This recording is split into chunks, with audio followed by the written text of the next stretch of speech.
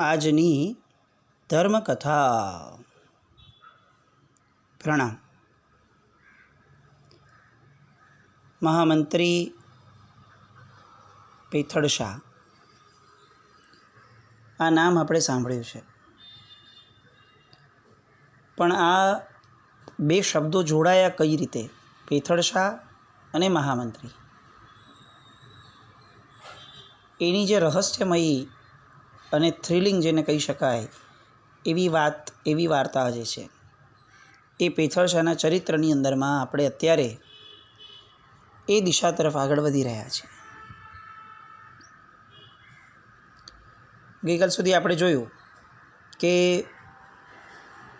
ઝાંઝણ શાહનું નામ લેવાઈ ગયું.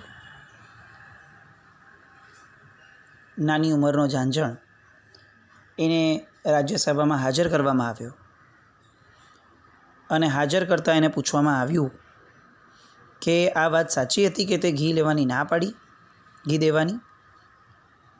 અને ઝાંઝણના મોઢામાંથી એકદમ આક્રોશ ભર્યા અને તીખા અવાજમાં જવાબ આવે છે કે હા મહારાજ, માત્ર આનાકાની નહીં, ઘી આપવાની મેં ચોખ્ખી ના પાડી દીધી હતી.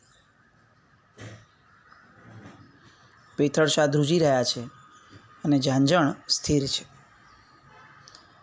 પેથળ શાહ ભયભીત છે અને ઝાંઝણ નિર્ભય છે. પેથળ શાહને એમ જ લાગે છે કે એની નાની ઉંમરના કારણે એને હજી ભવિષ્યની કોઈ ગતાગમ નથી, એટલે એને આ વસ્તુ ભારે નથી લાગતી. પણ હવે એવી તવાઈ આવશે આપણા ઉપર કે આપણે મેળવેલું બધું જ ખતમ થઈ જશે.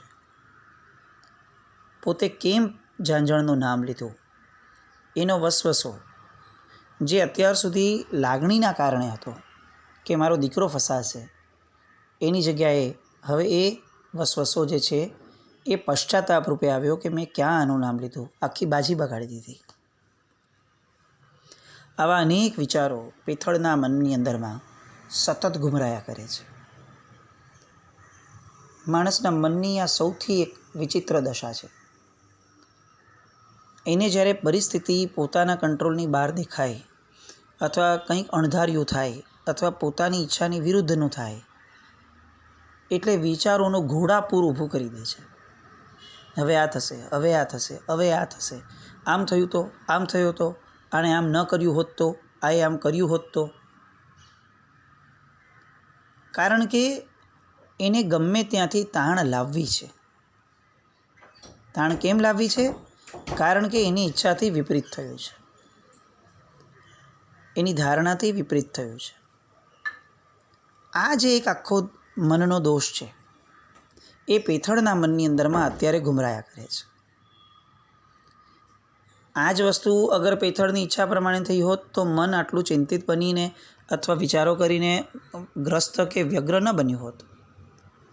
આ આપણે બધાએ સાયકોલોજી સમજવા જેવી છે કે પ્રસંગોના રિસ્પોન્સની અંદરમાં મન જ્યારે બહુ વિચારો કરે છે ને, ત્યારે જરૂરી નથી કે એમાં પ્રસંગોનો વાંક હોય. ક્યાંક ને ક્યાંક એ બધા જ વિચારોની અંદરમાં મનના અહંકારનો ઉછાળો છે. આ મારી ધારણાથી અલગ થયું, મેં કહ્યું એનાથી કંઈક અલગ થયું, મને ગમતું હતું એનાથી કંઈક અલગ થયું. એમાં બધામાં હું જે છે, મારું, મને, એ મુખ્ય છે. અને જે પ્રસંગ કે ઘટના બની છે બાહ્ય જગતમાં એ ગૌણ છે. આપણા જીવનના વ્યવહારોમાં મુખ્યતયા અહંકાર છે. અને એટલે જ અહંકારને પતનની પાયલોટ કાર કીધી. ક્યાંક ને ક્યાંક બહુ સરસ વાક્ય પણ આવ્યા, અહમ રે અહમ તું જાને મરી, ત્યાર પછી મારામાં જે બચે તે હરી. એક અહંકાર જાય એટલે જાણે મહારાજાનું આખું ને આખું સામ્રાજ્ય એ ભાંગી પડે. અને એટલે જ અહંકાર જવો એટલો સરળ પણ નથી. બસ એ પ્રયત્ન એ ધર્મ. દરેક જગ્યાએથી હુંપણાને કાઢવું, મારાપણાને ઓછું કરવું, એ ધર્મ.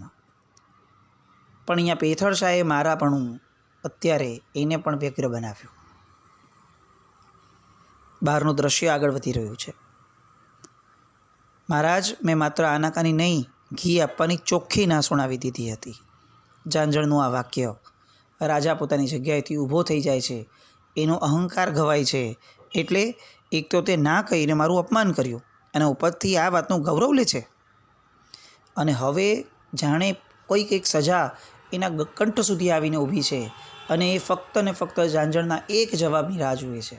હવે જો ઝાંઝણનો એક જવાબ પણ એના અહંકારને ઘા કરે એવો આવે તો ચોક્કસપણે ઝાંઝણ ઉચકી અને જેલમાં વહી જાય.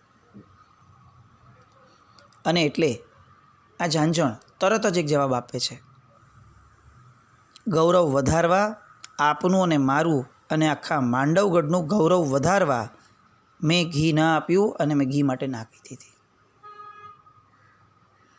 આ એક જવાબ પેલા રાજાના મનની અંદરમાં એકદમ અસર કરી જાય છે. જ્યારે કોઈ વ્યક્તિ ગુસ્સામાં હોય એ સમયે નાનકડો ટૂંકો અને એના અહંકારને ન છંછેડે એવો તાર્કિક જવાબ, લોજિકલ જવાબ એ સામા માટે એક ઓપોર્ચ્યુનિટી છે કે એ એના ગુસ્સામાંથી, મૂર્ખતામાંથી બહાર આવી અને કંઈક વિચારવા માટે પ્રેરાય. અહીંયા રાજા સાથે આ જ થયું. એક તો તે ઘી ન આપ્યું અને ઉપરથી ગૌરવ વધારવાની વાત કરે છે. તું અત્યારે તારા મિત્રો સાથે નથી વાત કરી રહ્યો, માંડવગઢના નાથની સામે ઊભો છે. જે પણ બોલે એ સમજી વિચારીને બોલ અને ફોડ પાડ. આ બાજુ પેથડ ધ્રુજી ઉઠ્યા છે, પણ ઝાંઝણ હજી એટલા જ સ્વસ્થ અને સામો જવાબ આપે છે કે હું બહુ વિચારીને જ જવાબ આપું છું. અને રાજા જયદેવસિંહ ચીડાયા, તો સિદ્ધ કરીને બતાવ તારી વાત કે તે માંડવગઢનું ગૌરવ વધારવા માટે ઘી નહોતું આપ્યું. પેથડ શાને આ ઉદ્ધતાઈ બહુ જ ભારે લાગી રહી છે ઝાંઝણની. પોતાના મનની અંદરમાં ધર્મ મહાસત્તા સામેનું શરણ એટલે કે નમસ્કાર મહામંત્રનું સ્મરણ એ જાણે સતત અંદરમાં ચાલુ છે. અને આ બાજુ ઝાંઝણ ઉંમરમાં નાનો હોવા છતાં પણ જે ક્યારેય કોઈએ કલ્પ્યું ન હોય એવો જે એક દાવ રમે છે, એ દાવના હવે પાસા પુબારા થાય એવી તક એને મળી ગઈ કે જે તક રાજાએ સામે ચડીને એને આપી. મૂળમાં આ આખો ખેલ જે છે એ ઝાંઝણે પોતે યુક્તિપૂર્વક આખો ઊભો કરેલો હતો. પેલી દાસીનું આવવું, એને ઘસીને ના પાડી દેવી, એની સાથે તોછડાઈથી વાત કરવી, રાજ્યસભામાં આવીને પણ આ રીતે વાત કરવી, આ બધો ખેલ ઝાંઝણના ફળદ્રુપ ભેજાની અંદરમાં પોતે ઉગાડેલો હતો અને પ્લાન કરેલો હતો.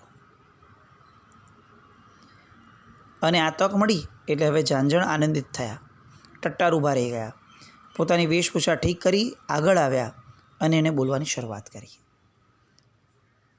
ઉંમર કેટલી અને સામે આ વિચક્ષણતા કેટલી! એ વિચક્ષણતાને બરોબર હવે દાવ પર લગાડી અને ઝાંઝણ કહે છે, મહારાજ જયસિંહ દેવ, વાત જાણે એમ બની છે કે દાસીને આવતી જોઈને હું ઘી લેવા ઊભો થયો ત્યાં જ મને છીંક આવી એટલે હું બેસી પડ્યો. મને એમ થયું કે આ નક્કી ભાવિ સૂચક ચિહ્ન છે. ક્યાંક ને ક્યાંક ઘીના પાત્રમાં ગરોળી વગેરેનું ઝેર પડ્યું હોવું જોઈએ, કારણ કે પ્રાય અમારે ત્યાં ઘીના પાત્રો ખુલ્લા રહે છે. આ વાત ઉપર રાજા અટક્યો.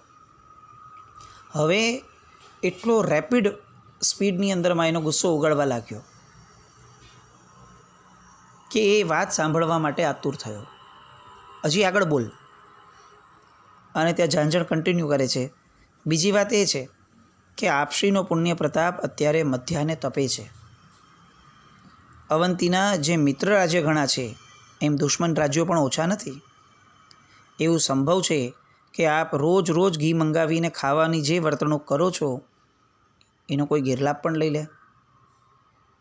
નીતિશાસ્ત્ર એમ કહે છે કે રાજાઓએ પોતાના જળપાત્રો અને તાળામાં સહી સલામત રાખવા જોઈએ. રાજકારણમાં કાયમ માટે ક્યારેય કોઈ દોસ્ત હોતું નથી અને કાયમ માટે દુશ્મન કોઈ હોતું નથી. બંને સ્વાર્થની સાધનામાં લાગેલા હોય છે. એટલે ક્યારેય પણ કોઈ પણ વ્યક્તિ હાથ તાળી આપીને વિશ્વાસઘાત કરી બેસશે એવી તકેદારી રાખવી એ જ રાજકારણ. જયસિંહ દેવ હવે આ ઝાંઝણની એક એક વાતને એટલી ગંભીરતાથી લેવા લાગ્યા, એટલી કુનેહપૂર્વક સાંભળવા લાગ્યા. એને એમ લાગ્યું કે જાણે આ વિચક્ષણતાનો આખો ને આખો સમુદ્ર આવી ગયો, અને એ પણ આટલી નાની ઉંમરમાં, આટલા નાના મોઢામાં આટલી જબરદસ્ત અને ગૂઢ રહસ્યની વાતો. એટલે એના નીતિ જ્ઞાન ઉપર ઓવારી ગયા, એની વક્તૃત્વ કળા ઉપર મુગ્ધ બની ગયા. અને હજી ઝાંઝણની આ પ્રતિભાને આગળ ને આગળ પરખવા માટે એમણે પૂછ્યું, મોતથી આટલી બધી બીક રાખીને ડગલે ને પગલે શંકિત બનાર એ તો મર્દ ન કહેવાય. મોત તો આવવાનું જ છે, તો આ મોતની આગમનની ભયની ધારાની અંદરમાં જે જીવે એને રાજા કઈ રીતે કહેવાય? આ કસોટી હતી, અને ઝાંઝણ આજે દરેક કસોટીને પૂરી પાડવા માટે, પાર પાડવા માટે જ જણે આવ્યા હતા. અને એમણે તરત જ ખચકાયા વિના કીધું કે મહારાજ, માની લઈએ કે ભાગ્ય ભેગું હોય ને તો દુશ્મનના દાવ પણ ઊંધા પડે, પણ મને આપ સમજાવો કે રોજ રોજનું ઘી મંગાવો અને રોજ રોજનું ખાઓ, આ વાત બીજે ફેલાય તો આપની અપકીર્તિ ન થાય? એક સામાન્ય માણસ પણ પોતાના ઘરે 3-4 દિવસ ચાલે એટલો ભોજનનો પુરવઠો રાખતો હોય, સાવ દરિદ્રી માણસ પણ. કારણ કે આ પુરવઠો રાખવો એ અગમચેતી છે કે ન કરે નારાયણ કંઈ નબળું થાય તો પણ એટલીસ્ટ આપણે જે રાખ્યું છે એ આપણને કામમાં તો આવશે. અને આપ જેવા માંડવગઢના મહારાજા, અવંતીના અધિપતિ, એ શું રોજ રોજ મંગાવીને ખાય? આખી રાજ્યસભાના દિલ પર આ વાત અસર કરી ગઈ. બધા જ સ્તબ્ધ બનીને સાંભળે છે, અને ઝાંઝણ એક પછી એક દાવો પોતાના નાખતા જાય છે. મહારાજ, અમાસની આખી રાત કાળી ભમ્મર હોય છે, પણ લોકો એ કાળાશ તરફ આંગળી ચીંધતા નથી. જ્યારે પૂર્ણિમા પૂર્ણ પ્રકાશી હોય છે અને એવા સમયે ચંદ્રમાં એક નાનકડો ડાઘ પણ દેખાય ને, તો પણ લોકો આંગળી ચીંધે છે. કાળું હોય એમાં કાળું કોઈ ન જુએ, પણ ધૂળું હોય એમાં કોઈ નાનકડું પણ કાળું ટીલું દેખાય તો આંખે ચડે. આપના અનેક ગુણોને દુશ્મનો આ એક જ દોષથી ઢાંકી દેશે. આટલી મોટી યશ કીર્તિ ધરાવતા જયસિંહ દેવ એક નાનકડી અપકીર્તિના કારણે ક્યાંય પણ જગતમાં વગોવાઈ જશે. લોકો કહેશે કે માંડવના મહારાજામાં એવું શું બળ્યું છે, એને તો ખાવાની ખોટ છે, રોજનું લાવીને રોજ ખાય છે. આવી કફોડી હાલત છે, આવા શબ્દો લોકોના મોંમાંથી નીકળશે. જયસિંહ દેવના વાત આ જામી ગઈ, જચી ગઈ, અને બીજી જ ક્ષણે એને પોતાના મંત્રીઓ અને મંત્રીશ્વરો અને રાજ્યના કારભારીઓ ઉપર ધિક્કાર છૂટ્યો. રે વિચક્ષણ મંત્રીઓ, તમે શું કામના? ભાવિની જે દ્રષ્ટિ આ ઝાંઝણ નાનકડા છોકરા પાસે છે, એનો અંશ પણ જો તમારામાં હોત તો તમે મારી આ પ્રવૃત્તિ માટે ટકોર કરી જ હોત. અને હવે ઝાંઝણને આ તક ઓર સાથ મળે એ રીતે વાપરવી હતી. એણે માંડવગઢમાં આવ્યા પછીથી અભ્યાસ, પોતાની રીતે ઓબ્ઝર્વેશન જે કરવાનું હતું એ કરી લીધું હતું. રાજકારણ કઈ રીતે ચાલો છે, કયા વહીવટ ઉપર ક્યાં પ્રશ્ન કરી શકાય એવું છે, આ બધું જ સમજી લીધું હતું. અને એ જે ઓબ્ઝર્વેશન હતું એને હવે અહીંયા દાવ પર લગાડે. મહારાજ, આપનું મંત્રીમંડળ પણ કેવું, જેણે આપને આ વિષયમાં ટકોર પણ ન કરી? સાંભળો, નીતિશાસ્ત્રના ઘડવૈયાઓએ 5 પ્રકારના મંત્રીઓ કીધા છે: સાપ, પ્રતિધ્વનિ, અરીસો, દીવો અને અંકુશ. એમાંથી જે રાષ્ટ્રનો મંત્રી અંકુશ જેવો હોય એ જ રાષ્ટ્રને માટે અણનમ હોય અને એ રાષ્ટ્રને અજેય અને આનંદપૂર્ણ બનાવે. રાજા આટલા નાના મોઢામાંથી આટલી ગંભીર અને આટલી ઊંડાણવાળી વાતો સાંભળી અને આશ્ચર્ય, અને હવે એ સામે ચડીને પૂછે છે કે આ અંકુશ એ તો બરાબર છે, એ તો તું સમજાવીશ, પણ મને બીજા પણ પ્રકારો સમજાવો કે મંત્રીઓ કયા પ્રકારના હોય. ફોડ પાડ. અને ફોડ પાડે છે ઝાંઝણ. સાપ કોઈને ડંખ દે છે ત્યારે સામાનું જે લોહી એ લે છે એને સાપ પોતે પણ ભોગવી શકતો નથી અને સામો પણ ભોગવી શકતો નથી, અને એના કારણે લાખેણું લોહી એળે વહી જાય છે. બસ એ જ રીતે કેટલાક મંત્રીઓ એવા હોય કે જે પ્રજા પાસેથી ધન ગ્રહણ કરે, પણ એ નથી પ્રજા પાસે રહેતું, ન રાજા પાસે રહે. એ ધન એ વ્યર્થ જગ્યાએ વહી જાય. આવા જે મંત્રીઓ જે છે, જે વહીવટ ઘડે, એ સાપ જેવા છે. રાજા એક પછી એક આ ઝાંઝણની વાતોને સાંભળી અને પ્રમોદ ભાવમાં આવતા જાય છે. પ્રતિધ્વનિ જેવા મંત્રી કેવા હોય? પ્રતિધ્વનિ જેવા મંત્રીઓ પણ હોય છે રાજન.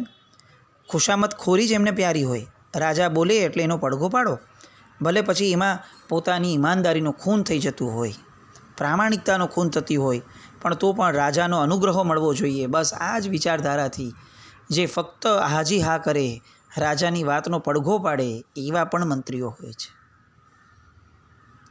રાજાના મનની અંદરમાં સતત પોતાના રાજ્યસભાની અંદરમાં રહેલા જે મંત્રીઓ છે એ કમ્પેર થતા હતા. એની સરખામણી ચાલુ થઈ અને રાજાને લાગ્યું કે આ છોકરડાની વાતમાં દમ છે. ઝાંઝણ આગળ વધે છે. કેટલાક મંત્રીઓ અરીસા જેવા હોય. અરીસો ફક્ત પ્રતિબિંબ જ પાડે, એ ન બોલે ન ચાલે. એ રીતે કેટલાક મંત્રીઓ રાજાના પડછાયો બનીને જ ઘૂમતા હોય. એને યોગ્ય અયોગ્યની સૂચના સાથે કોઈ લેવા દેવા ન હોય. બસ રાજાની પાછળ પાછળ ફરો. એક વ્યાખ્યાઓ અત્યારે ઝાંઝણ જે આપી રહ્યા છે એની ઉંમરને જોતાં ખરેખર આપણને એવું લાગે કે બાળકનું હૃદય, બાળકની બુદ્ધિ જે ધારે તે કરી શકે. આટલી નાની ઉંમરની અંદરમાં નીતિશાસ્ત્રની આ વાતો ખુમારીભેર રાજાની સમક્ષ રાજ્યસભામાં આરોપી તરીકે ઊભા રહ્યા છતાં કરવી, આ ગટ્સ આજના બાળકોમાં, આપણા બાળકોમાં, આપણી આ જનરેશનમાં આપણે આના કેટલા ટકા એક્સપેક્ટ કરી શકાય?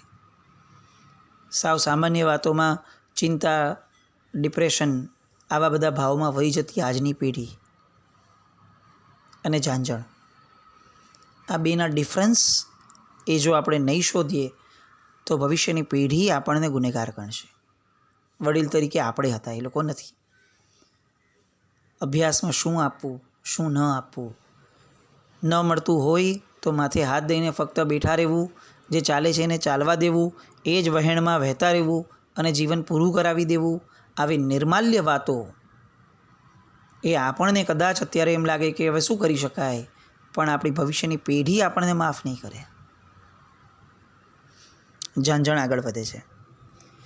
કેટલાક મંત્રીઓ દીવાના દીવડા જેવા હોય. દીવો રાહ બતાવે પણ રાહગીરને ચલાવે નહીં. રાહ બતાવી અને એ શાંત પડ્યો રહે. રાહગીરે પોતે જ રાહ પર પગ ઉઠાવવા પડે અને એમાં જ આગળ વધવું પડે. કદાચ એ ખોટા માર્ગે પગ ઉપાડતો હોય ને તો પણ દીવો ક્યારે કોઈને ટોકતો નથી કે આ માર્ગ ખોટો છે. એ પ્રમાણે ઘણા મંત્રીઓ રાજાને ફક્ત કર્તવ્યની કેડી બતાવી અને પછી ખસી જાય. એ રાજા એ કેડીએ ચાલે છે કે નથી ચાલતો, કાંટામાં કદમ મૂકે છે કે કેડી પર મૂકે છે, એવું જોવા પણ એ લોકો તૈયાર ના હોય. અને હવે છેલ્લા મંત્રીના પ્રકારમાં રાજાને પણ ઉલ્લાસ છે અને પૂછે છે કે અંકુશ જેવા મંત્રી કેવા હોય? એટલે કહે છે કે અંકુશ જેવા મંત્રીઓ તો રાજન વિરલા હોય છે. અંકુશ હાથીને વશ રાખે, એને સન્માર્ગે પણ વાળે. ઉન્માર્ગે જતો હોય તો લોહી લુહાણ કરે છતાં પણ હાથીને રાહ સાચો જ બતાવે. આ પ્રમાણે અંકુશવ્રતી મંત્રીઓ જ રાજા પર સત્તા રાખી શકે અને એમને સન્માર્ગે દોરી શકે. મહારાજ, આવા અંકુશવ્રતી મંત્રીઓ એ ભાગ્યશાળી હોય એને જ મળે.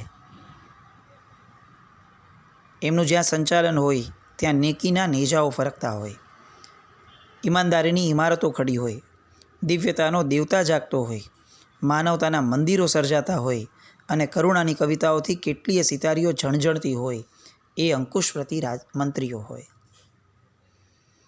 હવે મને કહો, મેં ઘી ન આપ્યું એ મારા અને આખા અવંતીના ગૌરવ માટે નહોતું? જે વાત જે રીતે પ્રેઝન્ટ કરી અને એનું જે રીતે કનેક્શન આપીને રેફરન્સ આપ્યું, આ બંને વાતો જે રીતે એમની મુકાઈ ઝાંઝણશાહ દ્વારા, ફક્ત રાજા નહીં, આખી ને આખી પ્રજા સહિતના રાજ્યસભામાંથી સતત અવાજો આવવા લાગ્યા, ખરું છે, સાવ ખરું છે, સાવ સાચું છે, તમે ઘી ન આપ્યું એ શ્રેષ્ઠ થયું. રાજાનો અભિશાપ આશીર્વાદમાં પલટાઈ ગયો. રાજાને મનોમન લાગવા લાગ્યું કે મારા બધા જ મંત્રીઓ એ માટીના પૂતળા જેવા છે. ભલે આ ચોકરડો રહ્યો, પણ આવો એકાદ મંત્રી જો માંડવગઢને મળી જાય તો માટીના એ બધા પૂતળામાં પ્રાણ જાગી જાય.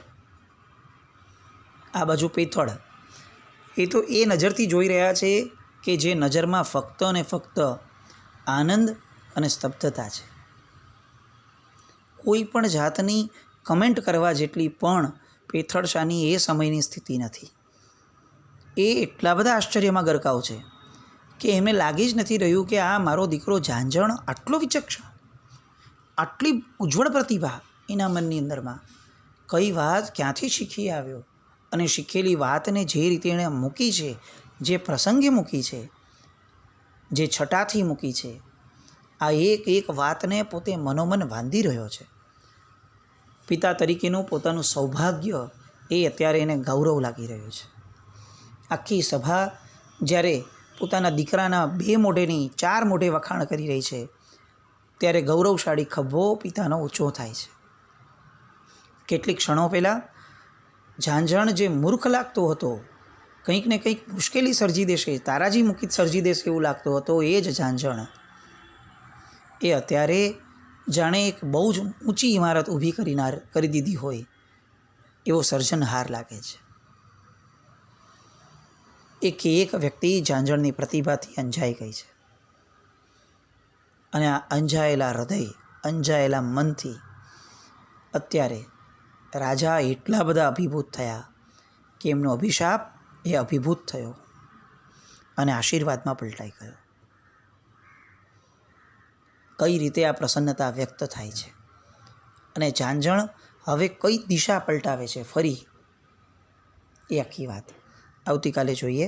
જીન આજ્ઞા વિરુદ્ધ કંઈ પણ બોલાયું તો મિચ્છામિ દુક્કડમ જૈનમ જયતે શાસનમ.